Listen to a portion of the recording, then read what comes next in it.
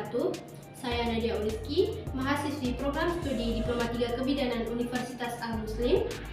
Saya akan mempraktikkan bagaimana cara melakukan pemeriksaan fisik pada bayi baru lahir.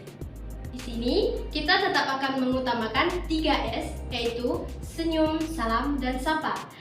Kemudian selanjutnya kita akan memperkenalkan alat terlebih dahulu. Di sini kita menyediakan alat, yaitu ada handscoon, sepasang handscoon. Handscoon ini bersifat bersih, tetap kita letakkan di dalam bak instrumen. Kemudian ada tisu, tiga macam air, yaitu ada air klorin, air sabun, dan air bersih. Kemudian ada pita ukur untuk mengukur panjang bayi. Kemudian ada pita ukur untuk mengukur lila. Ada pen light. Kemudian ada termometer, ada handuk untuk mengelap tangan, ada bengkok, kemudian ada APD atau apron, kemudian ada pantom bayi, kemudian ada kain untuk bedong,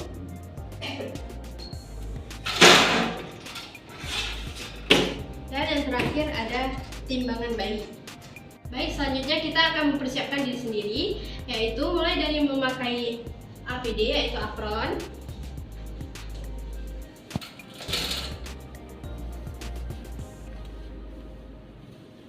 kemudian kita akan menjelaskan prosedur bagaimana cara kita melakukan pemeriksaan fisik pada bayi baru lahir kepada keluarga, kepada ibunya si bayi.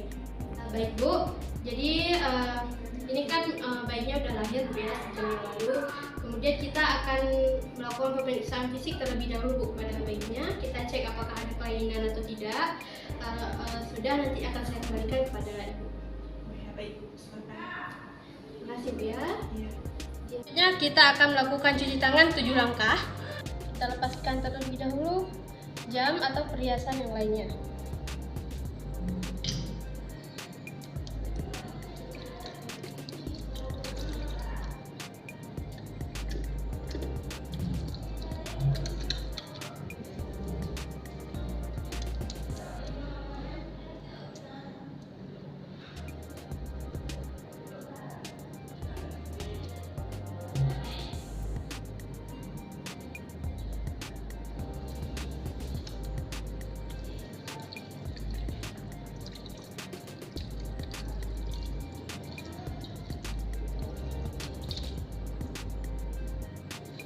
Kemudian kita keringkan.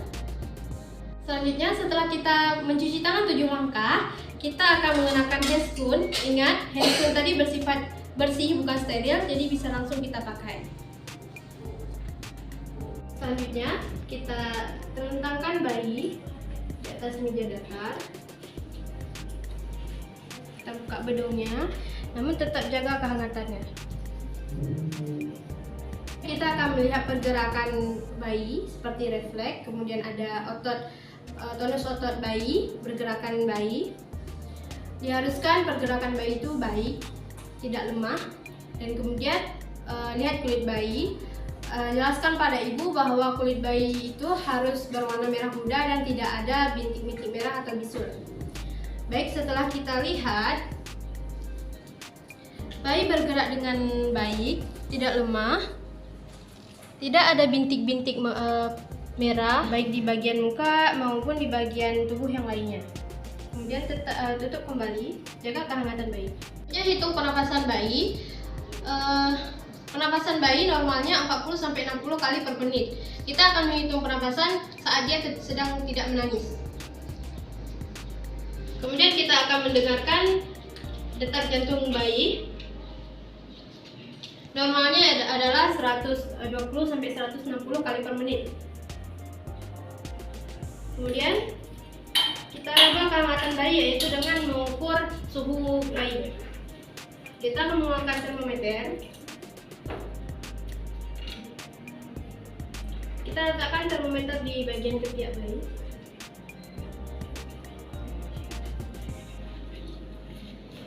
Selanjutnya kita nilai, kita baca hasilnya.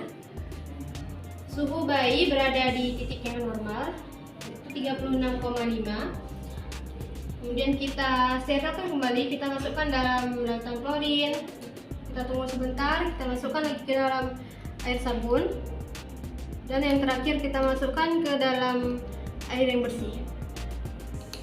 Kemudian kita lap sampai kering.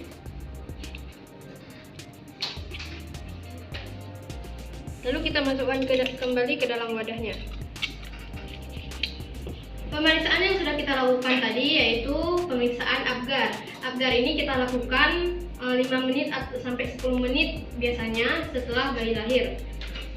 Apgar ini memiliki skor 1 sampai 10. Melakukan pemeriksaan fisik head to toe atau pemeriksaan fisik mulai dari kepala hingga kaki bayi. Dimulai dari kepala. Di sini kita akan melihat apakah kepala bayi simetris, adakah kaput succedaneum atau sepal hematom, dan yang terakhir hidrocephalus. Di bagian mata kita akan memeriksa apakah ada perdarahan konjungtiva, kita cek, tidak ada. Apakah mata bayi strabismus atau juling, apakah bentuk mata bayi simetris atau tidak, dan yang terakhir adakah katarak pada bagian mata bayi. Kita akan memeriksa bagian hidung. Di bagian hidung kita akan memeriksa bagian cuping hidungnya normal, dan septum atau pembatas antara dua rongga hidung. Di mulut kita akan melihat bayi apakah mengalami labioskisis atau bibir sumbing atau labiopalattoskisis, yaitu bibir sumbing sampai ke rahang atas.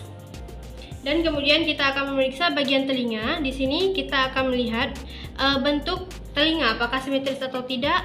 Kemudian kita lihat apakah ada pengeluaran cairan serumen atau tidak.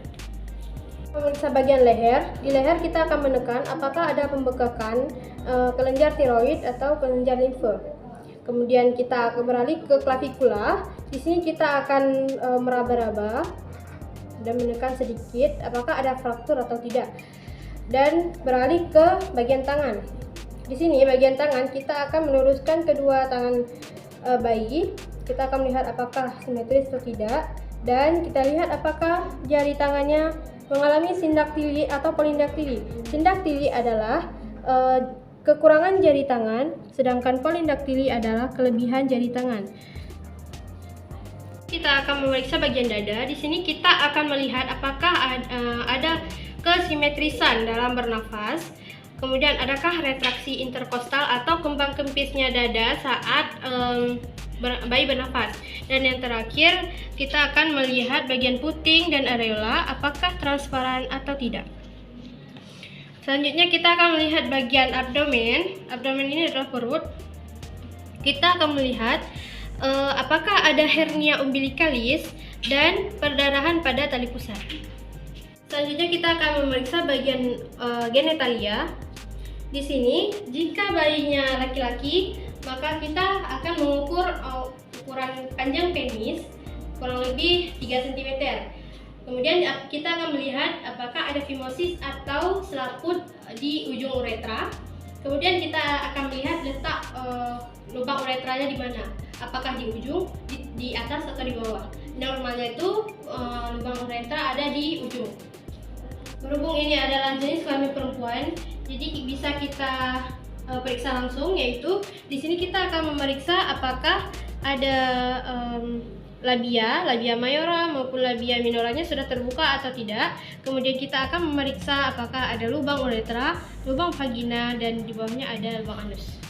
Kita akan melihat bagian anus, apakah dia ada lubang anus atau tidak. Jika tidak ada, itu disebut dengan atresia ani.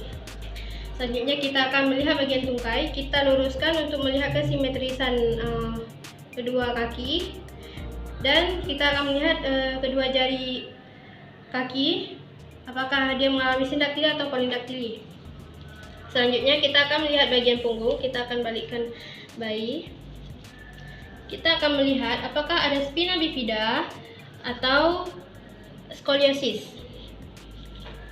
Kemudian kita akan melihat kulit bayi, apakah dia memiliki vernik atau juga lanugo.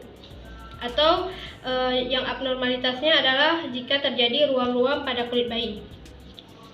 Kemudian yang terakhir kita akan mengecek refleks pada bayi, yaitu dimulai dari refleks moro. Refleks moro adalah refleks yang terjadi bila bayinya terkejut.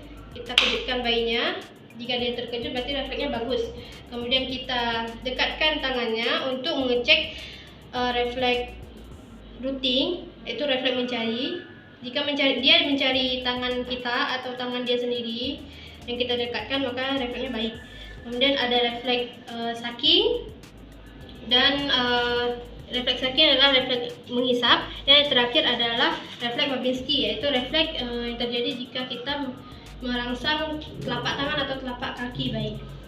Kemudian kita akan melakukan pemeriksaan antropometri, yaitu kita akan menimbang berat badan bayi, kita akan ukur panjang badan bayi, kita akan mengukur lingkar kepala bayi dan lingkar lengan atas atau lila pada bayi.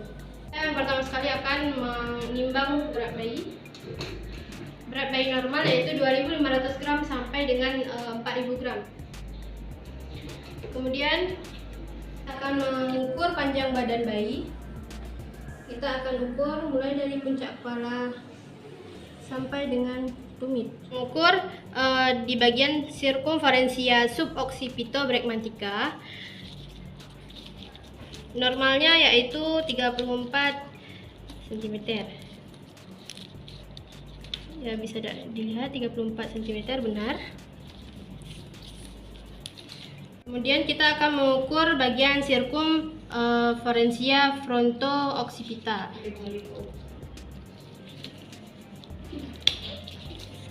Itu normalnya 35 cm.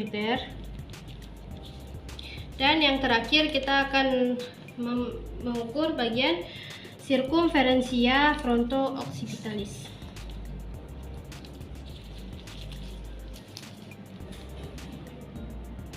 Kita akan melihat apakah dia sudah mengeluarkan mekonium atau tidak. Kita lihat juga jumlah berapa kali dia BAK dan BAB setiap harinya. Kemudian kembali kita video. Sudah kita lakukan mulai dari Apgar, pemeriksaan fisik sampai dengan antropometri. Kemudian saya akan membuka sarung tangan. Saya akan mencuci tangan dan akan memberikan konseling pada ibu terkait dengan bayi. Setelah semuanya selesai, saya akan membuka APD. Saya akan memberikan kembali bayi yang sudah diperiksa kepada ibunya. Baik Bu, ini bayinya sudah saya periksa. Baik, terima kasih. Jadi Bu, ada beberapa yang akan saya sampaikan seperti cara dia menyusui. Pendekatannya harus Ibu perhatikan. Seperti jangan sampai dia menutup hidungnya, jangan sampai hidungnya tertutup. Kemudian arahkan seluruh badan bayi, jangan cuman kepalanya aja bisa menyusui. Ibu perhatikan juga apakah dia menyusui dengan kuat, bernafasnya juga bagaimana Bu ya, jangan sampai terlalu cepat. Dan perhatikan Ibu kalau misalnya ada tanda-tanda kejang seperti nanti mungkin henti nafasnya, dia tiba-tiba nggak menangis lagi Bu, itu segera laporkan Bu ya, biar supaya bisa kita rujuk. Ya, terima kasih ya. Terima kasih Bu. Ya, Bu. Dari praktikum saya, lebih dan kurang saya mohon maaf. Wassalamualaikum warahmatullahi wabarakatuh.